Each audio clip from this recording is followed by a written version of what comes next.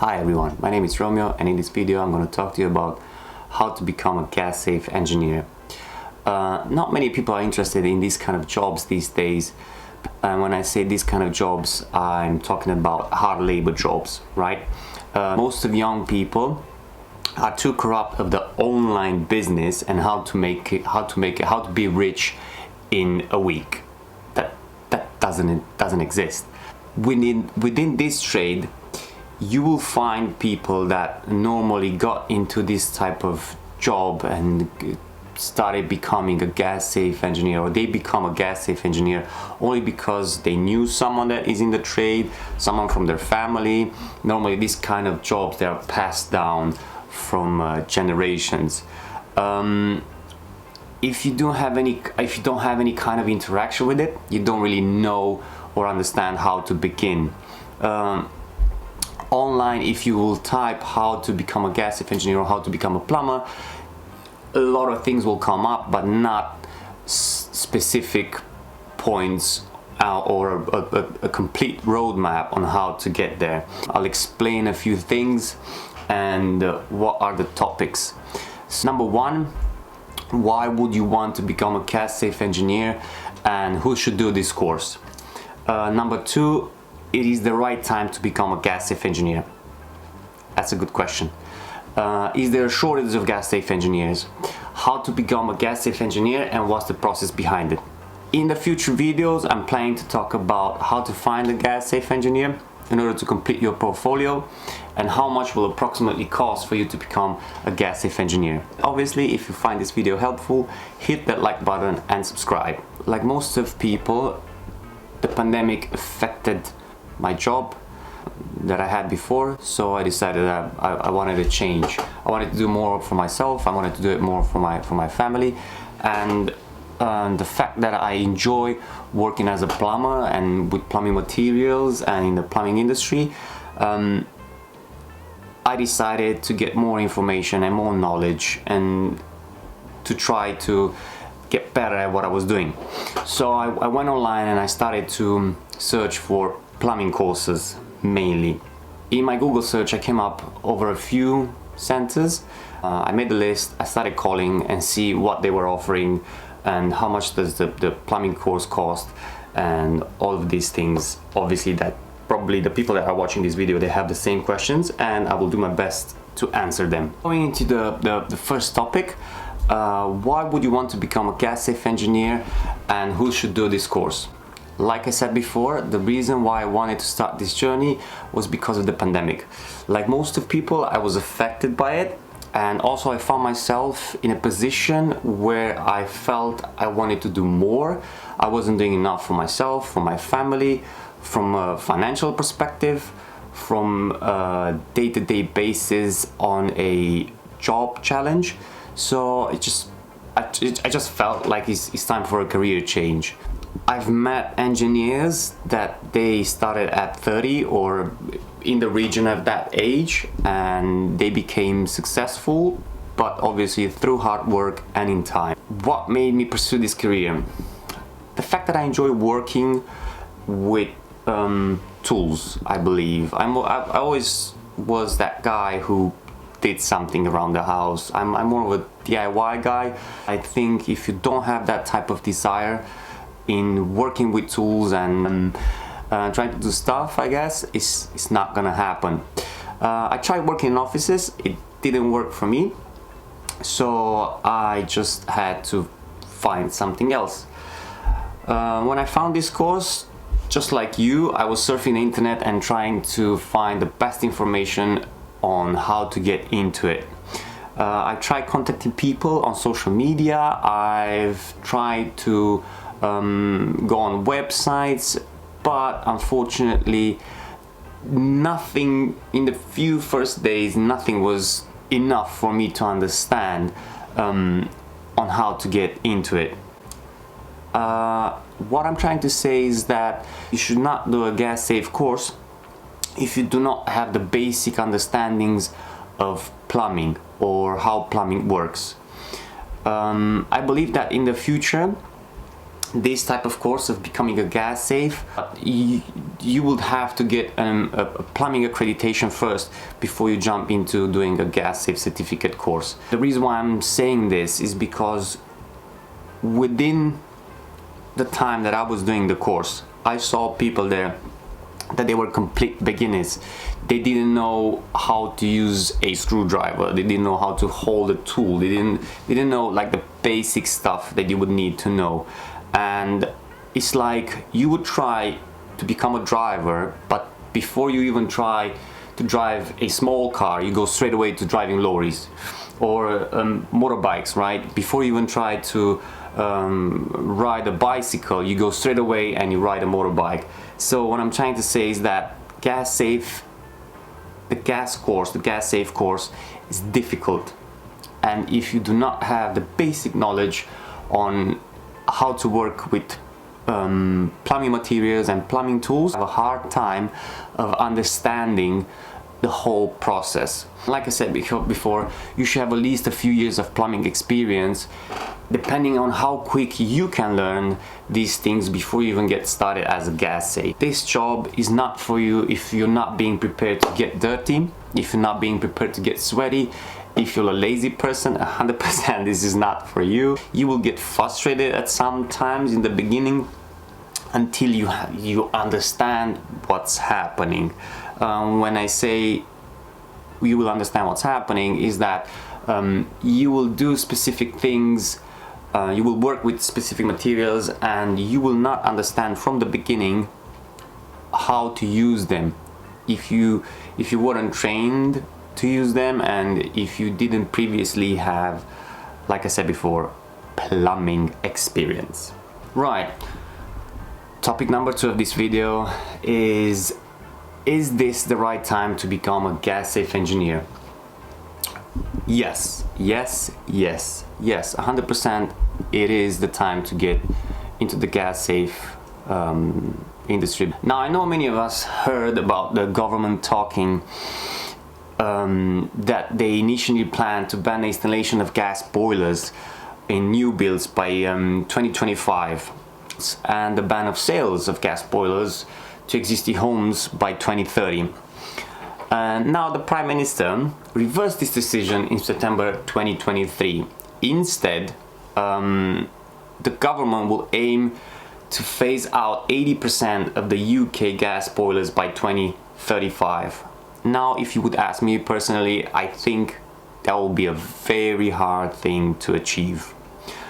So then let's have a look at how many gas boilers are being sold per day. For example, if you just go on Google search how many gas boilers per day are being sold. As a nation, we install around 4,500 boilers per day, adding up to 1.6 million per year, and in both new and existing homes. Each of these will remain in use for, like I said, for the next 12 to 15 years, depending on how people maintain it. And when I say how people maintain it, is like every single year you have to get your boiler serviced. So I'm not really concerned about not needing a gas safe engineer in the near future. Next, in the next topic, let's talk about if there's a shortage of gas safe engineers. Gas engineers are the 4th most in-demand job in the UK construction industry, according to a new study from online metal suppliers. You can easily check that by googling it, obviously. The median age for an engineer is 55, with an average of around 46. Engineers start they retire or leave the registered age 55, with peaks at 50 and 65. I did my gas safe certificate in England, so I'm going to use obviously UK as a reference. Now, how many people live in the UK? Rounded up, let's round it up to 67 million people. Now, from this number, obviously we need to strain a little bit and not get into much details because there's no point. But we have to see from 67 million people how many people are still working, how many people are students, kids, and so on and so on. And obviously not 67 million people have every single one of them lives in a single house, but we'll get into that as well. If you Google how many gas safe registered engineers are, you will see that when the gas safe register launched in 2009, there were 120,000 engineers and 58,000 businesses. By the end of 2018, there were 140,000 registered engineers and more than 76,000 businesses. That means more people out there are qualified and competent to work safely on gas. Now, from 120,000 to 140,000 between 2009 and 2018, that's not a massive number. So I would say even from these numbers, we can already see that there is a shortage of gas engineers. But let's have a look at that number, 67 million people compared to 140,000. Right, so you have 67 million people that live in the UK and only 140,000 people at the moment, let's say more or less, are gas safe registered engineers. There is currently a major shortage of gas engineers in the UK. This is only going to get worse in the coming years because 50% of current engineers working in the industry are over the age of 55. There are currently not enough new engineers entering the industry. Take a look at another number, which is 26.4 million. In 2021, there were 26.4 million houses in the UK, which has increased by 8.4% since 2011. So what I'm trying to say is that if we look at the number of 26 million, 26.4, whatever, let's round it up to 26 million houses. Of course, let's take in consideration that some of them, they don't have gas heating systems or they don't have gas at all, but you would still need a plumber to fix the pipes. If you would look at the discrepancy between the number of 26 million houses and 140,000 gas safe engineers, you will understand that is a massive shortage of gas engineers. The last topic in this video, I wanted to talk about how to become a gas safe engineer. Now I'm gonna talk about the steps that I took, because obviously these steps I know them best, and I'm 100% sure that out there are many ways for you to get into it, but this is the road that I took, and I can say that it was very challenging. So now if you go on YouTube, you will not see not even one video that offers you answers to this question, how to become a gas safe engineer, or solid points on a step-to-step way to get here. But you will find loads of videos on how to be successful on OnlyFans, if you're considering that.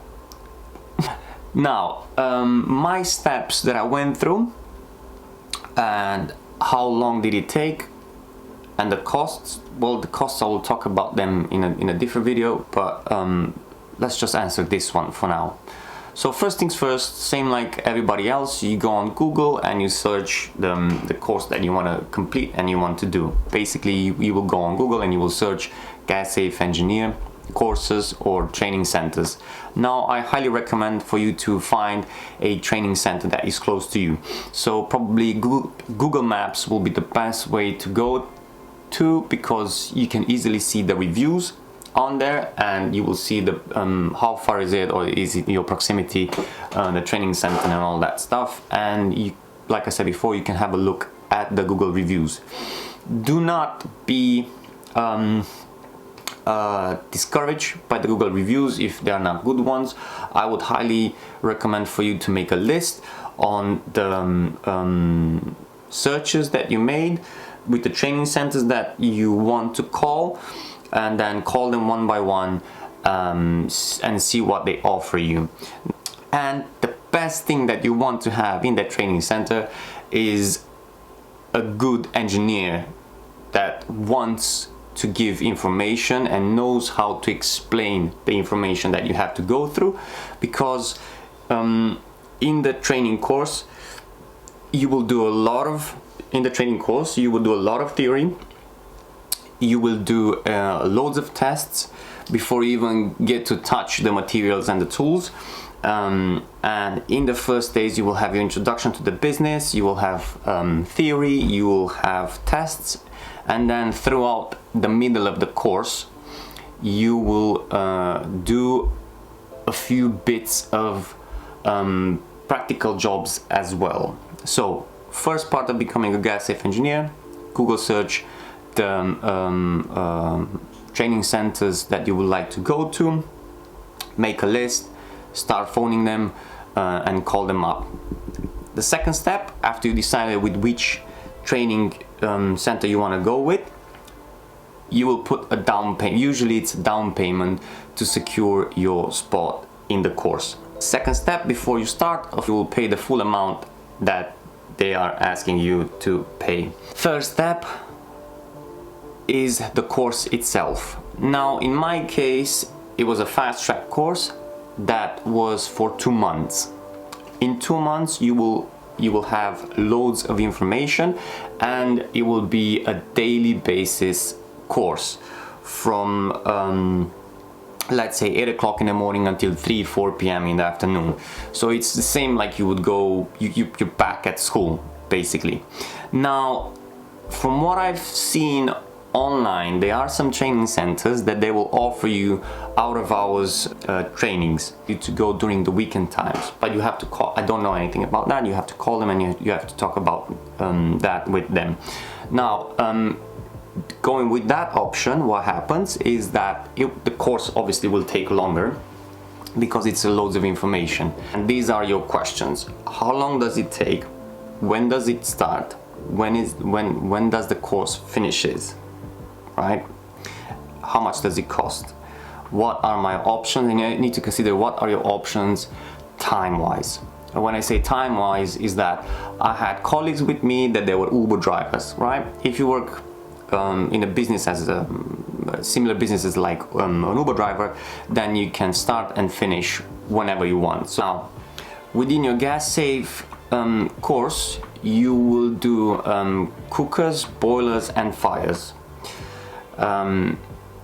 You will be certified to be able to inspect a house that has these 3 appliances. In my situation in London, it's very hard to find fires anymore. Not many people have these anymore.